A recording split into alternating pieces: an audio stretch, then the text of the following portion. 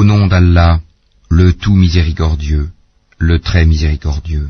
Ô toi, Mohammed, le revêtu d'un manteau, lève-toi et avertis, et de ton Seigneur célèbre la grandeur, et tes vêtements purifie-les, et de tout péché écarte-toi, et ne donne pas dans le but de recevoir davantage, et pour ton Seigneur endure.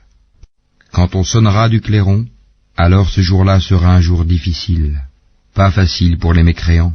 Laisse-moi avec celui que j'ai créé seul, et à qui j'ai donné des biens étendus, et des enfants qui lui tiennent toujours compagnie, pour qui aussi j'ai aplani toute difficulté. Cependant il convoite de moi que je lui donne davantage. Pas du tout, car il reniait nos versets, le Coran, avec entêtement. Je vais le contraindre à gravir une pente. Il a réfléchi et il a décidé qu'il périsse, comme il a décidé. Encore une fois qu'il périsse, comme il a décidé. Ensuite il a regardé, et il s'est renfrogné et a durci son visage. Ensuite il a tourné le dos et s'est enflé d'orgueil. Puis il a dit, ceci, le Coran, n'est que magie apprise, ce n'est là que la parole d'un humain. Je vais le brûler dans le feu intense, Sakar. Et qui te dira ce qu'est Sakar? Il ne laisse rien et n'épargne rien. Il brûle la peau et la noircit. Ils sont 19 à y veiller. Nous n'avons assigné comme gardiens du feu que des anges. Cependant, nous n'en avons fixé le nombre que pour éprouver les mécréants, et aussi afin que ceux à qui le livre a été apporté soient convaincus, et que croisse la foi de ceux qui croient, et que ceux à qui le livre a été apporté et les croyants n'aient point de doute, et pour que ceux qui ont au cœur quelque maladie ainsi que les mécréants disent, qu'a donc voulu Allah par cette parabole? C'est ainsi qu'Allah égare qui il veut et guide qui il veut. Nul ne connaît les armées de ton Seigneur à part lui, et ce n'est là qu'un rappel pour les humains.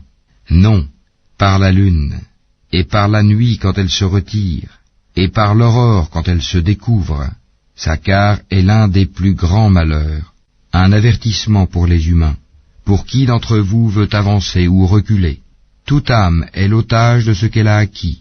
Sauf les gens de la droite, les élus. Dans des jardins, ils s'interrogeront au sujet des criminels. Qu'est-ce qui vous a acheminé à Sakar?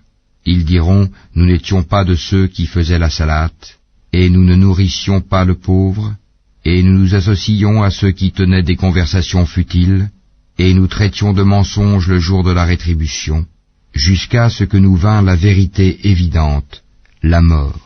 Ne leur profitera point donc l'intercession des intercesseurs? Qu'ont-ils à se détourner du rappel?